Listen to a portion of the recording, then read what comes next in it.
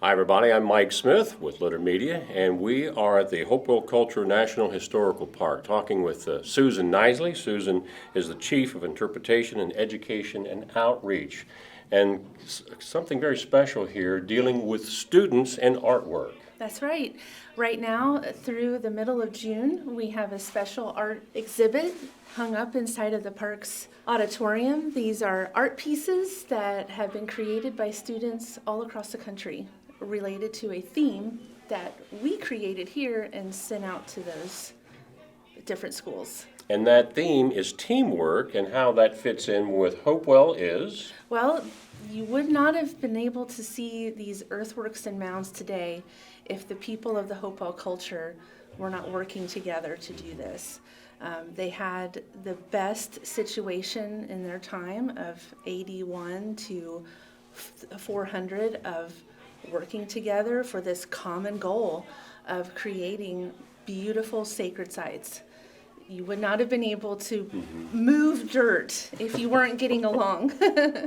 We've talked, in fact, a little before we went on the air here, that this is not only a national but a world treasure that for many of us in the Scioto Valley is literally in our backyard. And yet we just met some people from Illinois who are visiting today. So there are people coming from all over the nation, and we hope soon all over the world. That's right. If you walk the parking lot here any day during our busy summer season, you will see license plates from all over our country, from as far away as California, coming to see our backyard.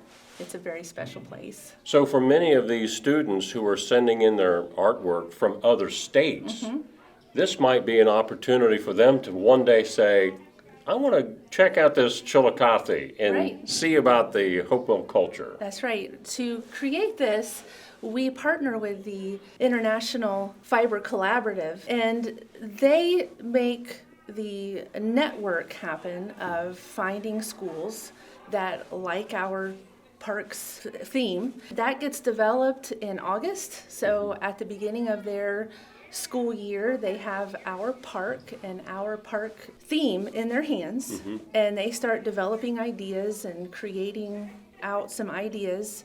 This year, we were able to connect with those different schools, whether they were from Columbus, which we did have a couple, to all the way in Montana, connect with us through either Zoom or Teams to talk to our park staff and see exhibits, see pictures of what life is like here and what this culture is known for.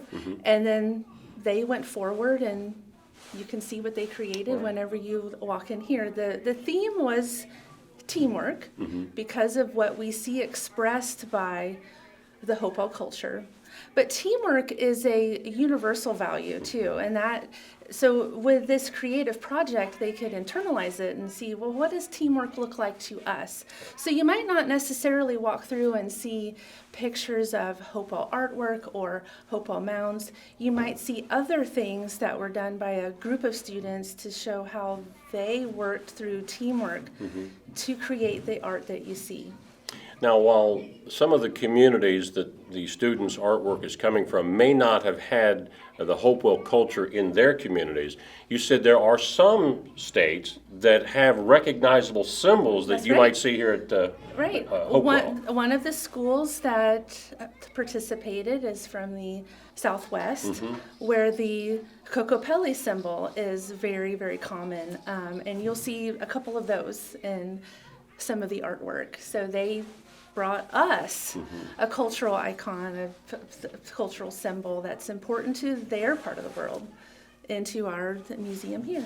Again, how many pieces of artwork are on display? We have a total of 30 columns, and each of them represents about, I think there was 268 students, 16 different schools.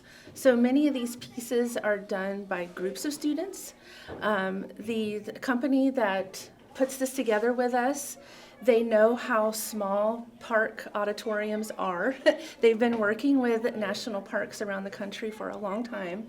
So they create columns that are easy for us to install. It doesn't take up a lot of space. When you walk through, you'll even see a little card that will briefly explain the title and the students and the state that is from. If you want to learn more, if you go to our park's website or Facebook site, you can follow a Flickr link that will take you to the entire digital exhibit, and you can go into deeper. Some of these students actually expressed what inspired them whenever they were creating these. So throughout the rest of these couple months, I will actually be putting that on some of our social media so that you can see it for yourself. If you can't come in, look at what we have online. Now, the exhibit is open now. Correct. But it will be open through the middle of June? June 18th is the last day. So if somebody wants to come in and see this, it would just be as if you're coming to see the That's mounds. right. We are here 9 a.m. to 4 p.m. every day of the week. Visitor Center is back open 100%. So anytime this isn't being used to show the park film, you're welcome to walk in and just observe the art. Now, as we are filming today, there's a student group from Jackson City That's Schools right. that are here. Right. Through the month of May, we are booked with schools from Chillicothe to Circleville to Columbus. So you might have to weave in and out around fourth graders, but you can come in, see the art, talk to the rangers, get back connected with your national park. Lastly, Susan, how many years now have you been here at Hopewell? I'm almost as old as the furniture. I've been here now off and on for 22 years. This is my 22nd season here. I thought the story you were telling Dan Ramey earlier, how you started here. Could you tell a little bit of that? Sure. It's a story that I love to tell. I moved to Ross County when I was a sophomore at Uniota High School. And so I missed that fourth grade experience of getting to come to Mound City, to roll on the mounds like I heard everybody talk about. So I really never appreciated what we had right here until I was a student at Ohio State and was walking down one of the hallways in the anthropology department, and I saw a diorama display of a Squire and Davis map of Hopewell Mound Group. And I stopped because it looked really cool and was noticing the map was pointing out a road that I lived on. And it was on this prehistoric map. So that really sparked an interest. I started investigating what was in my backyard, and then fast forward several years later, I took a position called a park guide that I had no idea.